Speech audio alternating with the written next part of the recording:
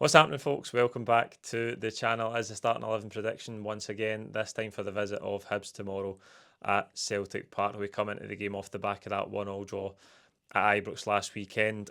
And I know in the build up to the game, we spoke a lot about how these fixtures can never lose their edge because of the intensity of the rivalry.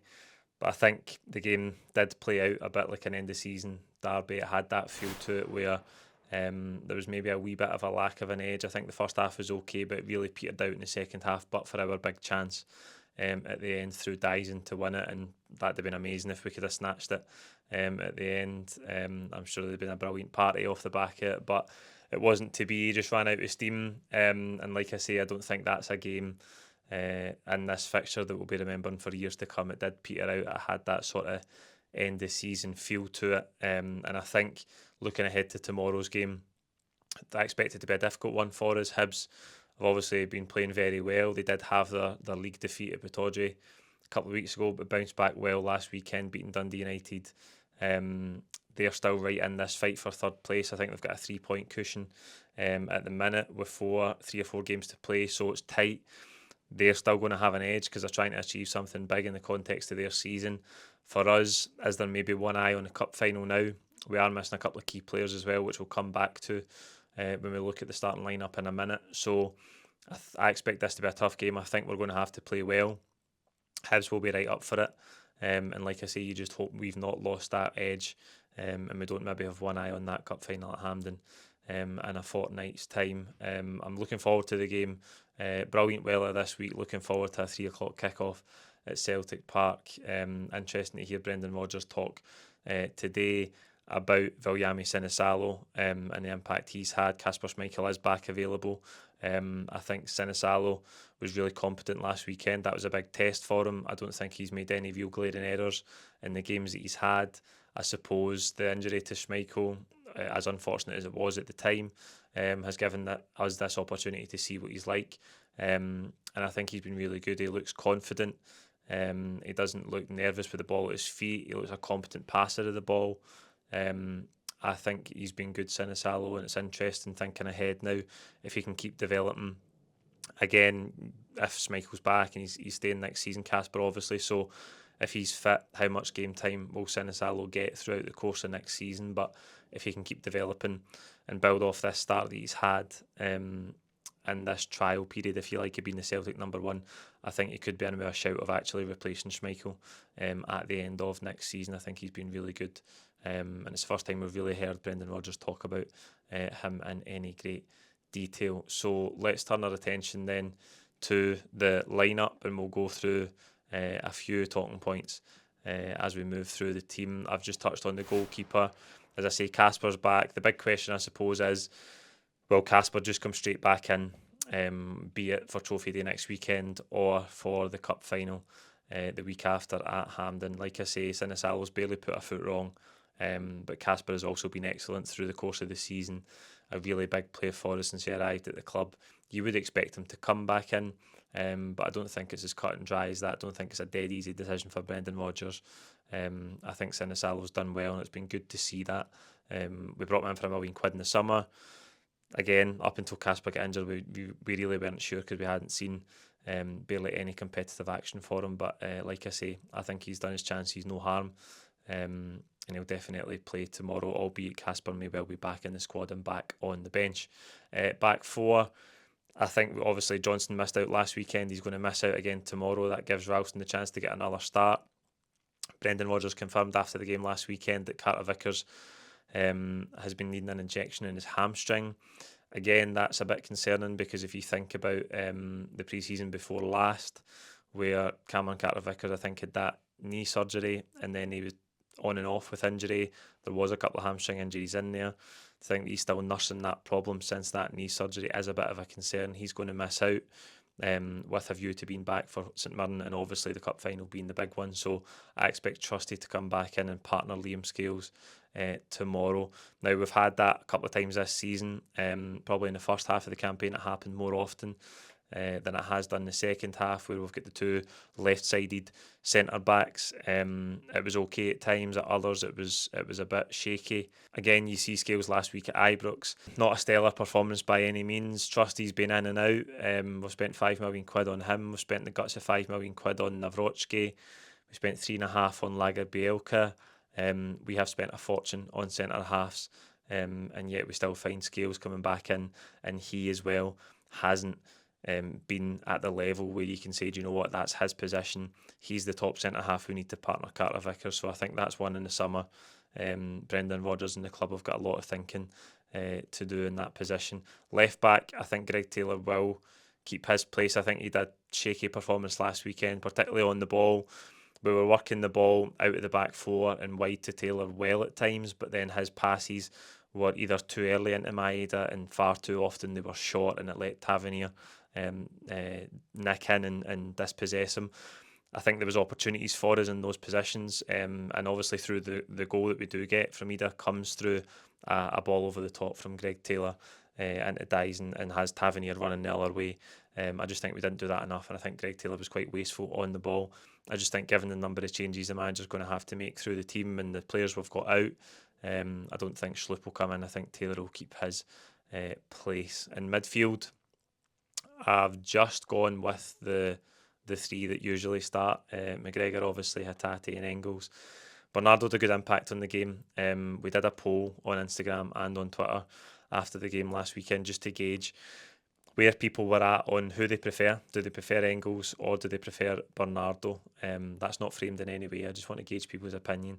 I think it was about 55-45 to Bernardo on both platforms. And again, I know that there is this element of your best games being on the bench, or your best games are when you're injured as a football player and you go up in people's estimations, particularly if people playing your position are maybe not playing at their best level. I think Bernardo had a good impact in the game. I would have expected him to be involved more since he returned from injury, Paulo Bernardo. We had a good discussion on the post-match pint about this.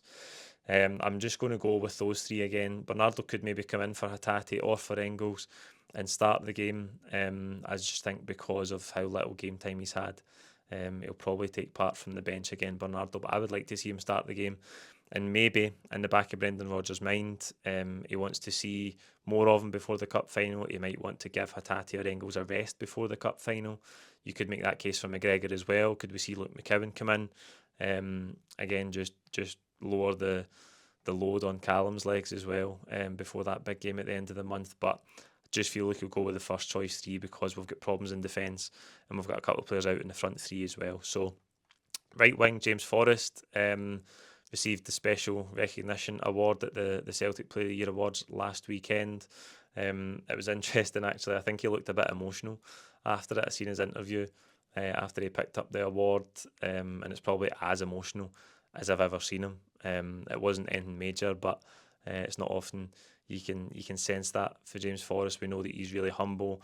He doesn't really like the attention. But I think it's obviously an incredible run he's had as a Celtic player to become the most decorated player in the club's history. Is remarkable. It's a testament to his longevity, to his availability, the fact that he stayed at the club, and he's obviously chasing this record as well to score for a 16th consecutive season. And if he is to start tomorrow, I'm sure we'll all be shouting shoot every time he gets the ball like we were at Tannadice a couple of weeks ago. If we get a penalty, will he take it? I don't know. But I think when you've gone 15 years into a record scoring every season, it'd be a travesty if he ends this campaign without a goal. He obviously chipped in with some brilliant goals in the run-in when we really needed him last season, but it just hasn't quite fell for him. I think off the back of that award, becoming the club's most decorated player, the one thing his season is missing, James Forrest, after coming back for that bad injury, is just a goal to cap it off and keep that remarkable record going. On the left-hand side, Dyson Maeda, who won just about every Player of the Year award going last week, the Player of the Year, the Players' Player of the Year. I think he picked up the PFA award as well. Hands down, undoubted, the best player in the country by a mile. What a season he's had. Just a shame he couldn't have made it even better with a last-minute winner at Ibrox last weekend. Like I say, I think throughout the game he just looked tired. given that he travelled to Japan and back during the week. But it's a brilliant opportunity for him. You can't take anything away from him for his efforts and the quality and the goals and the assists he's given us this season. You dread to think we would be without Dyson this season. He has been absolutely unbelievable. And again, maybe he's one in an ideal world you might want to take out just a game or two before the cup final. But I think Kuhn being out, Jota being out long term doesn't really allow Brendan Rodgers a lot of wiggle room in the wide positions, because we are quite low in numbers there. I expect wingers to be a position that's looked at in the summer, particularly now given that Jota's out for 6 to 9 months. Who knows what Kuhn's future is as well. Seems that he's still out with this knee injury that caused him to miss last weekend. Brendan Rodgers didn't say he was back available today when he ran through the squad. So we're a bit light in numbers in the wide areas. So I expect that means Dyson will start. And I know that he's the best player and you want him to start because of the intensity and the tempo that he sets for the team. But I think maybe in an ideal world, Brendan Rodgers, given the travelling he did last week, maybe just like to give him an extra wee rest before the cup final, but he's probably not in a position to do that. Ida through the middle.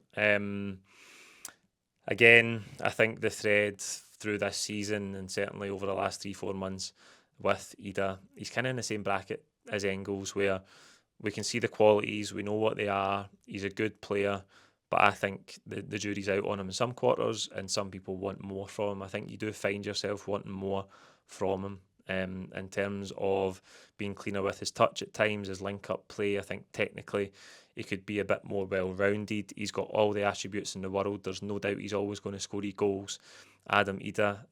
But obviously there's a couple of instances last weekend where he's got an opportunity to play a really simple ball into James Forrest to put him one-on-one with Liam Kelly. He gets it all wrong. He misses the one-on-one against Kelly just before Rangers counter from the resulting corner and go up and take the lead, which is a big chance one-on-one for him. He does well with the goal. It's a really sharp touch and turn. Gets the nick off John Souttar. So he did well there. There's elements where he does well, but again, I find myself wanting more from Adam Ida. This is again a good opportunity given that the number of players that are out. I don't see any chance of Johnny Kenny starting the game tomorrow, like we said when Kyogo departed, but it didn't quite materialise. These are the opportunities for Adam Ida to show us that he is the number one Celtic number 9. He's the player that can do everything we need from a striker. He can score goals. He can be a brilliant all-round player in terms of his hold-up play, his link-up play. He can really affect games. This is his chance to take it with both hands, because again, when we come to the summer, I expect that striker is top of the club's priority list. It better be, given the departure of Kyogo and the lack of a replacement for him in January, despite the fact that Dyson can deputise there and he's done well this season. He's been credible, but we need a striker. I don't think there's any arguing we need a striker. So this is great opportunities for Ida to prove that he's the man going forward. I just don't think we've quite seen the evidence that he can make that case, make it irrefutable that he's the number one striker and we don't need to go and strengthen. And if we do bring someone in, then they're going to play second fiddle to him. I don't think he's done enough to show us that. But there you go. That is the lineup I think Brendan Rodgers might go with tomorrow. We're obviously missing loads of key players. Casper only on the way back. Johnson out. Carter Vickers out. Kuhn out. Jota out. We are missing some really key players. Hibs have got loads to play for, so we're going to have to be on it tomorrow. We're going to have to play well to win the game. Let's hope we do that and we can start this build-up towards the cup final in a couple of weeks' time with a really good victory. Wherever you're watching the game tomorrow, enjoy it, like this video, and we'll see you after the game with the full-time reaction. Thank you.